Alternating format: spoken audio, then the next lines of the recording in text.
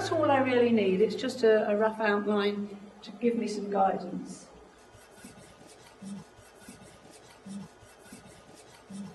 And it's like in watercolour having a massive number 20 sort of wash brush.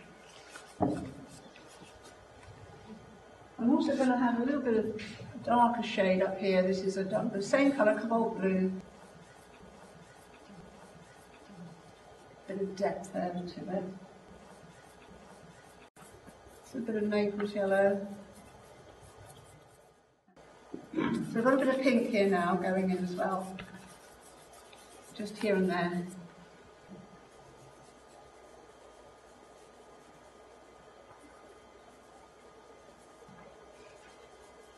That's it.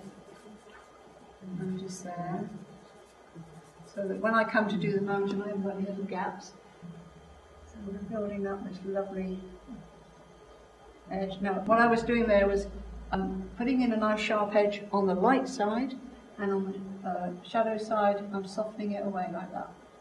So I'm just going to use the edge of it, working out the shape. There's a little bit there which sticks up, but above that, it's like that. Notice how I'm using the edge of the pastel, not drawing a laborious line like this. I'm using it to make it fairly soft on the edge. So this is a red grey, and it's quite a pale tone. It's giving me a bit of warmth back there. I'll be using the number 6 colour shaper. This is marvellous because you can really manipulate. It doesn't actually remove the pastel. What it does is it moves it around. Just a little, because it's a long way away this, so I'm going to put it in very lightly and quite narrow. And here and there missing completely. And so in this area here, I want the colours to be nice and warm and gentle. See, I'm going right over my tree. I don't worry about that. I know where it is now.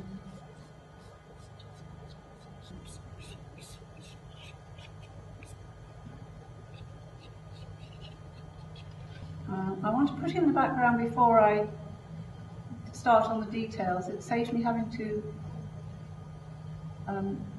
restate it afterwards. And then I'm twisting it to give myself nice, characterful shape to the trunks and the twigs. And it's almost random the way it sort of leans out, and it gives it a lovely sense of atmosphere then. Dab a bit of that on. I'm also going to dab in a bit of warm colour so that it's not all flat. Tracing the pastel on its length along like this.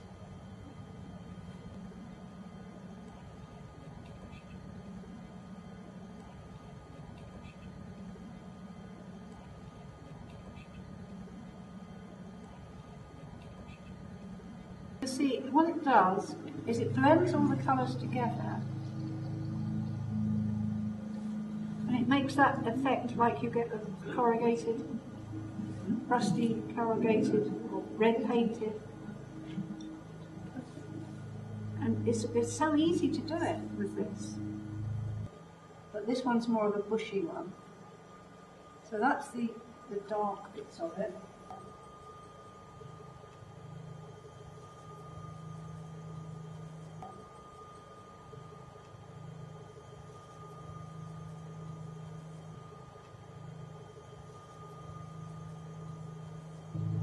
And this all comes across in front of this barn. There was a tree there, I've just moved it out a bit so that we can see this barn a bit clearer. So like this is to describe the grasses and seed heads, things like that.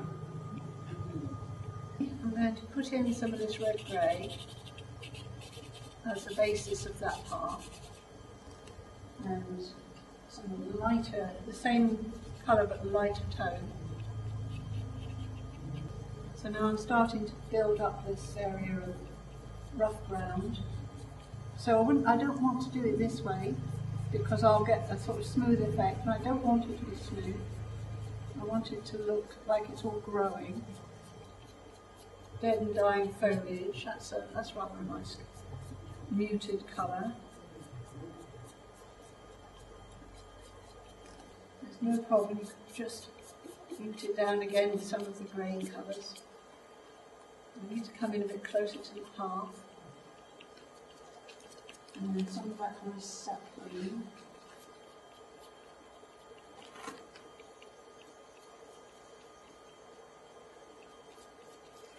Down in the outside corners here, oh look at that, wow.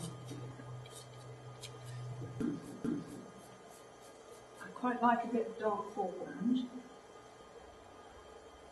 So a few sort of stony rocky things here. With a bit of shadow under them. Look, what I've got is a stick of pastel and a palette knife. And I'm going to flake some of the pastel off onto the picture. Now it's gone a bit sort of solid.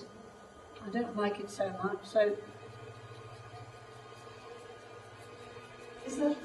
this is a little hog brush. It's got a I just cut it so that it was the shape I wanted, and it makes a really nice texture then. So you're filling up the grain and removing some of the pastel, and it makes a lovely effect. So, I like the bottoms of the buildings to be in amongst the foliage. It makes the building look as if it's part of the landscape. So they're coming off the sea, seagulls probably.